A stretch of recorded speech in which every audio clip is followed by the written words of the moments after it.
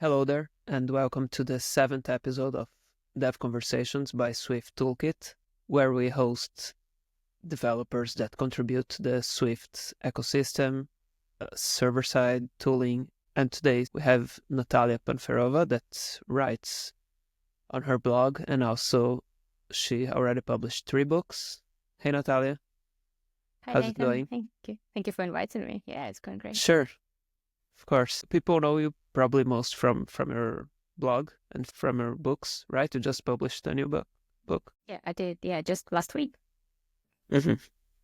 Nice. Congrats, because I'm sure it's not easy. Okay.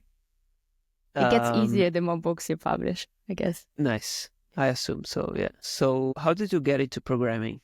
Before we jump into the most recent stuff that you've been doing, how was your early career and your first moments with programming? Yeah, it was a while ago. I think I started learning to code about 10 years ago. And I was considering studying computational linguistics because my first degree is in linguistics, teaching foreign languages.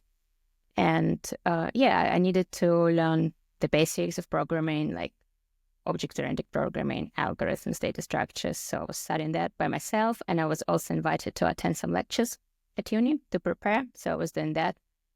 Yeah, that's how I learned the basics. Started with Java, was my first programming language I learned, then Python. Mm-hmm. And how did you get to the Swift world? Oh, it took, I think, about a year or two before I started learning iOS. So basically I started learning the basics. Then I decided not to study in the end because I got a job. And it was in a company called POR, and now they're called Rapid API.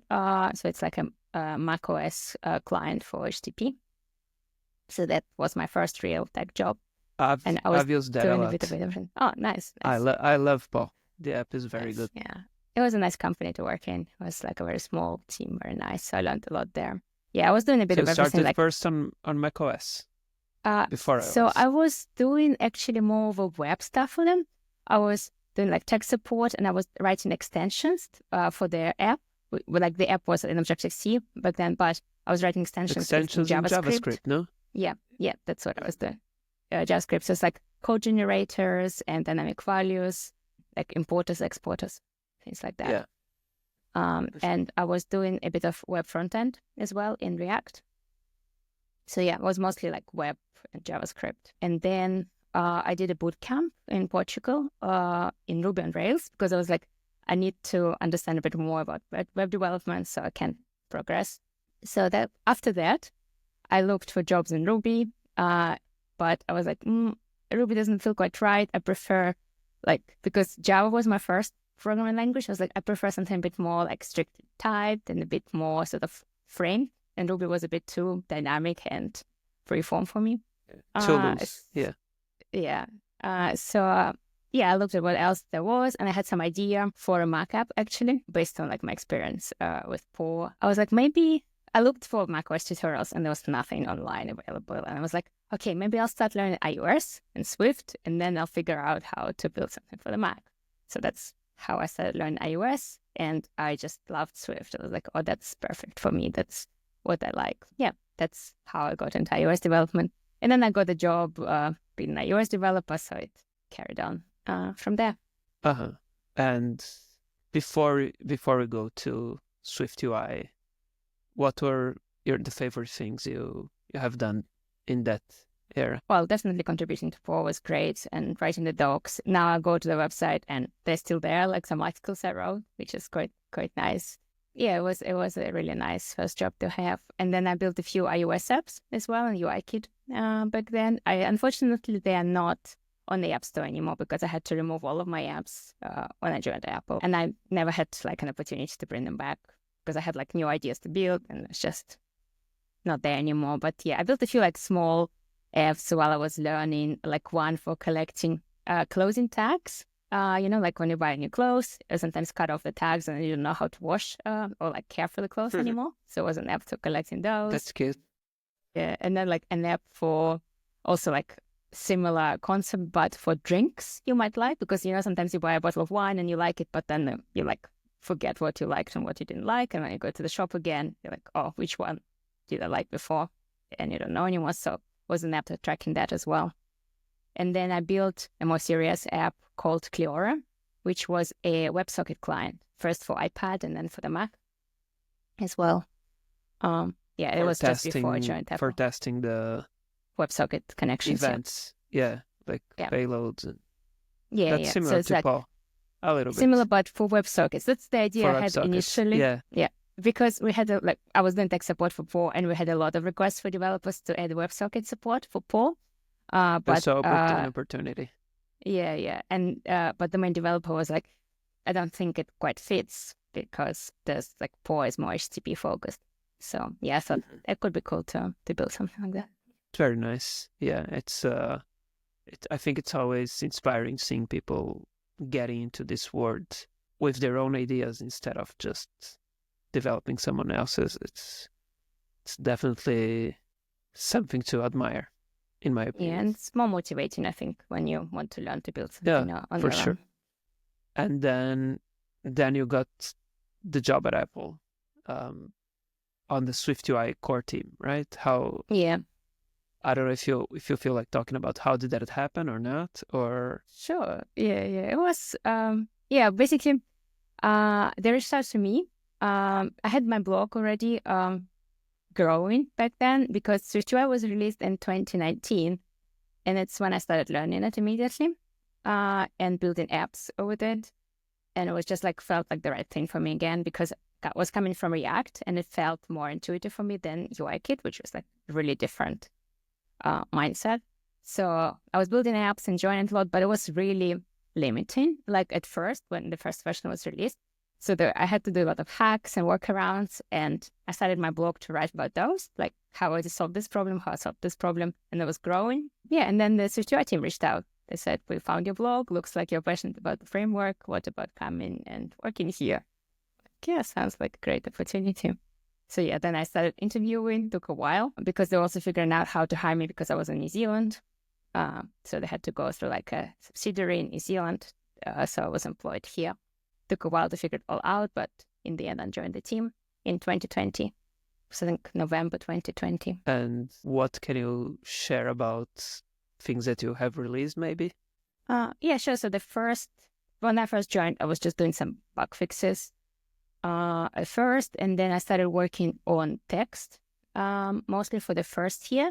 It was when the attributed string, the Swift version of the attributed string was released. Not the NS. Yeah, not the NS attributed string. Yeah. So I was working closely with the foundation team to integrate that into SwiftUI text view.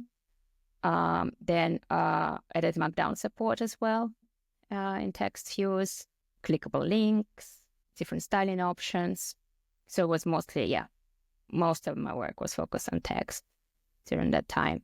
And after that, I was still responsible for text, but then I got also model presentations. And I was working on the new sheet APIs, the ones that supported tense, adjusting the height of the sheet, the background of the sheet, sort of more related to Popovas and sheets.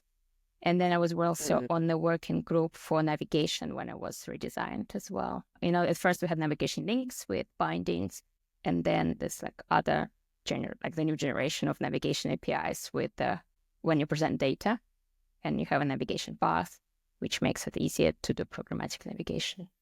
So I was contributing to the newer APIs that were released in 2023, no? I assume. I think it was 2022. Okay. Yeah, I think so. I think it was released just basically months after I left. Yeah, well, because I left just basically before the second of that. Yeah. And one question that I wanted to ask you was if you have any tips for people that come from a longer UIKit mentality, such as myself. I'm a really big fan of UIKit and collection views and layouts. And sometimes programming in SwiftUI is really changing your way of thinking. And the other way around, if there are people who are newer in the iOS development world, they are used to this way of SwiftUI that just works and you have no idea how. What tips you have for both of these directions? So for people coming from UIKit, I think the main maybe concepts to get right is that views are not objects. They don't persist. Like if you talk about the SwiftUI view, it's not something you actually see on screen. This is like a template for defining what you want to see. So you can't like modify it. For example, in UIKit, you create like a UI view and you can assign properties and they will modify what you see on screen. In SwiftUI, it doesn't work this way. So you can't just like have a reference to text view and then update its text and it will update this way. You create it once, SwiftUI renders the body, discards your descriptions. And then when it needs to render them again, it creates new ones. You have to think about it's a single parse kind of thing. So you define your view, SwiftUI renders the body, and that's it. So you don't have that reference to something that's on screen. So you have to create a new description next time.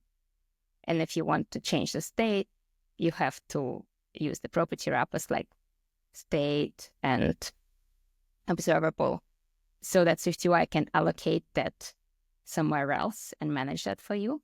And it will manage the rendering based on what changes in those special properties that it allocates somewhere else, not inside the view itself. Yeah, the view is just a representation of what you want to build, right? It's the object itself doesn't necessarily live in the memory for a long time.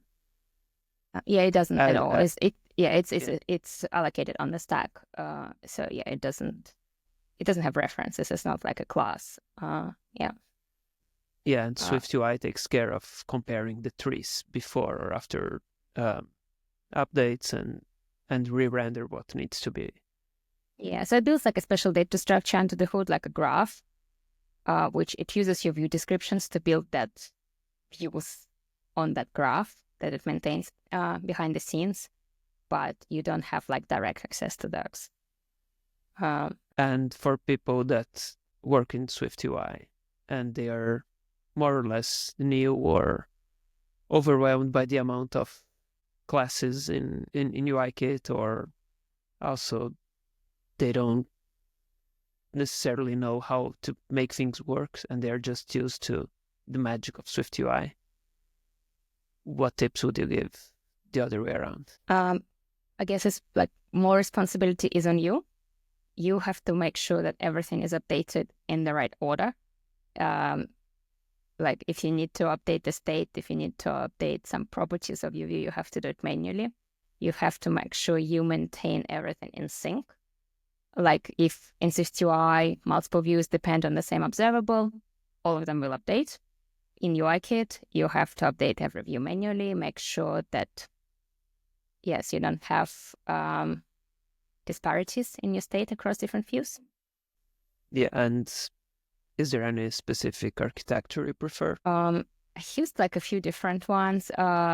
First, when I was working with UIKit, I used Viper, which was like a really kind of heavy, but also very prescriptive. So you would create a view,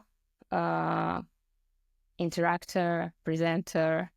I'm not sure what exactly else. So yeah, there was a lot of things you needed to create, but then it was sort of very clear what exactly you needed to do every time. Even though it was a lot of manual setup, in the end, it was very defined. Obviously, there is MVVM that's can be used at both UIKit and SwiftUI. Then also I used a bit of composable architecture with UIKit. TCA. Yeah. It was, like in my last job. So yeah, there's a few things. I think there's like a lot more libraries as well to help you with maintaining that state and making sure nothing gets out of sync. Just nice. a lot of things to choose from. Yeah, and either if you go with MVVM, something like Combine or RX Swift can also be a good choice. You said that initially you didn't like so much the dynamic aspects of Ruby and you missed the Java aspect of more strictness. So I assume, as you said, that's one of the things that you like in Swift. What else, in your view, are advantages of Swift, and at the same time, what do you like less? I think Swift is pretty easy to learn. even for beginners. And I also think that it's easy to understand someone else's code written in Swift. That the fact that that's what was difficult for me with Ruby. You can read someone else's code and it will look like a new language because there's so much you can define. While in Swift, I think it's pretty straightforward.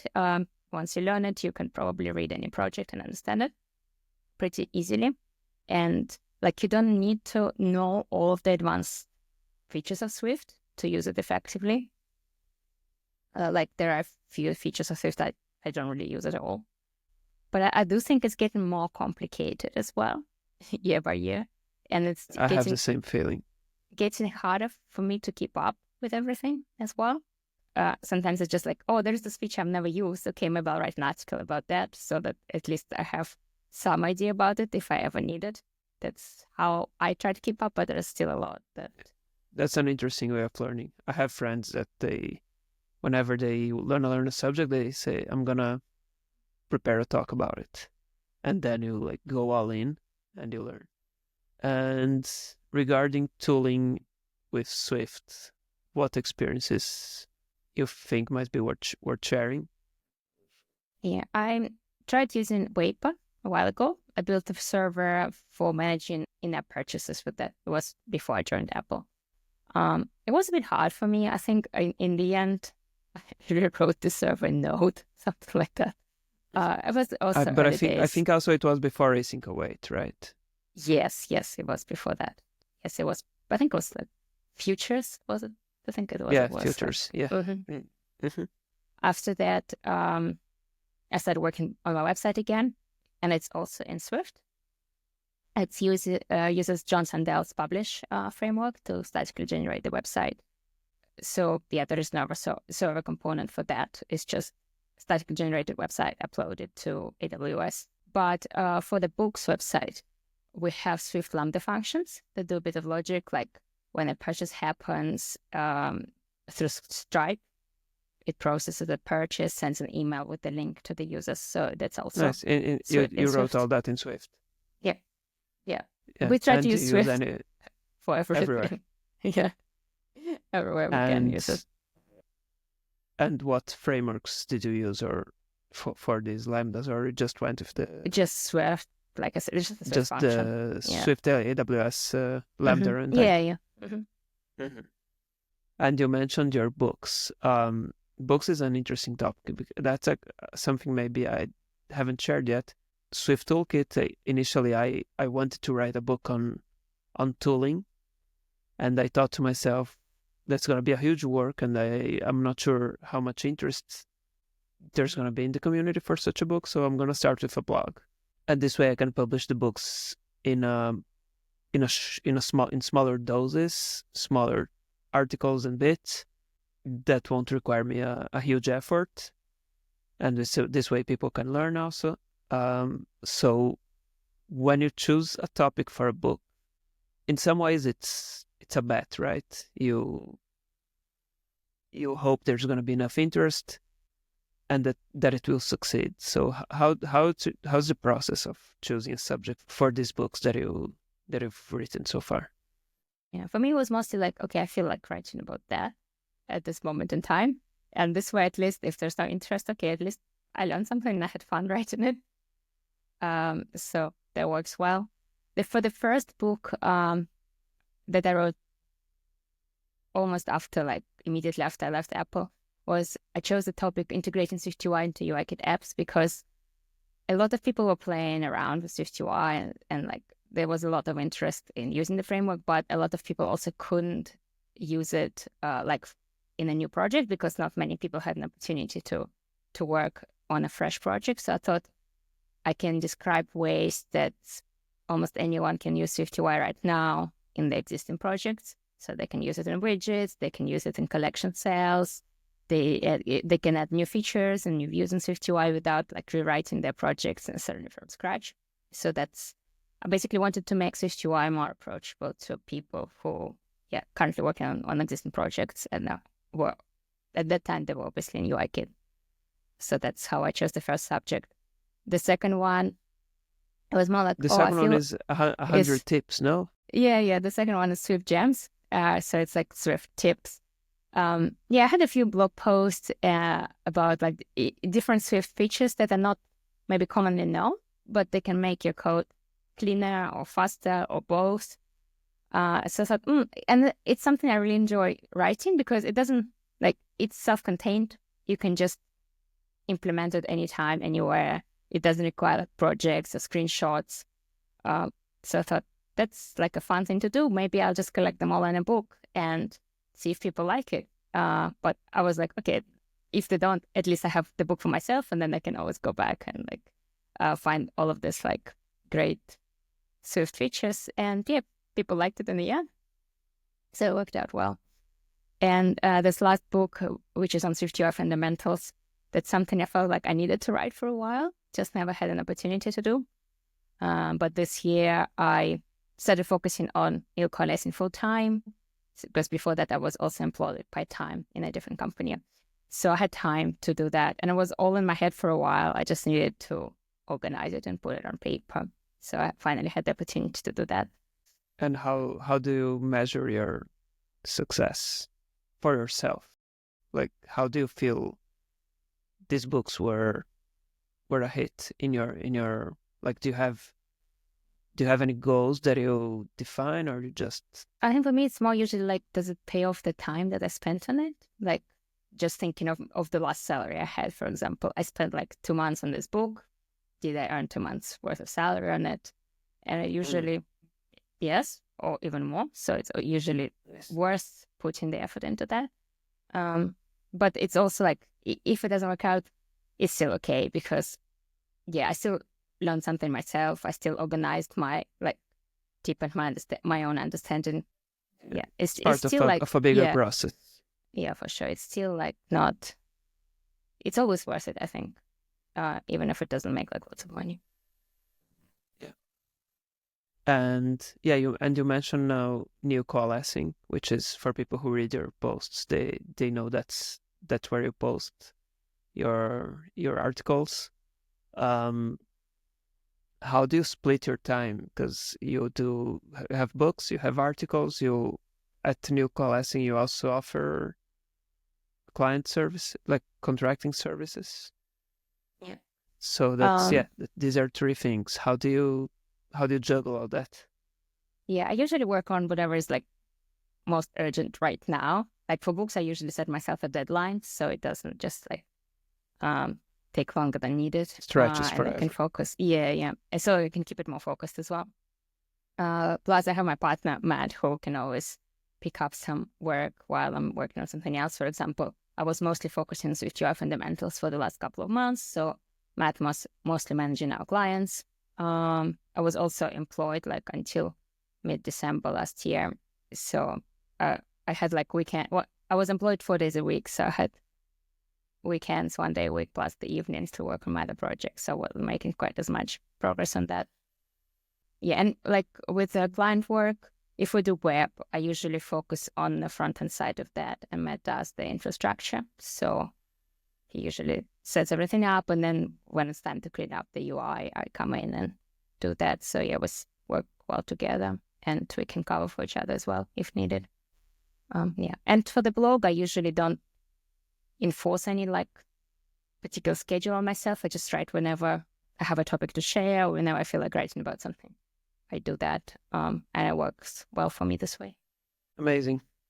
I think these are good tips in general, for people who maybe want to start a project on the side, or for people considering going indie. I think these are all interesting tips. If people want to find the content you create, so it's Neil Coalescing. Yeah, it's neilcoalescing.com. Yeah. Well, it took us a while to come up with a name, and then like Neil Coalescing is such a Swift term, and it sounds nice, so we took it. And your socials? It's not Panferova everywhere. It's same on X, and it's mastodon.social for Mastodon, and on Blue Sky is the same. Panferova. Yeah, nice. All right. So we're gonna wrap up here. Thanks everyone for listening. Thank you so much, Natalia, for your insights, for your time. I'm wishing you a lot of success on yet another book. The books are books.nilcoalescing also, Yes. right? Yeah, but you can find the link from nilcoalescing.com. Yeah, we'll leave links as well in the website and in the show notes as well. Okay, thank you so much. Thank you. Have a It was good nice evening. to chat to you. You too.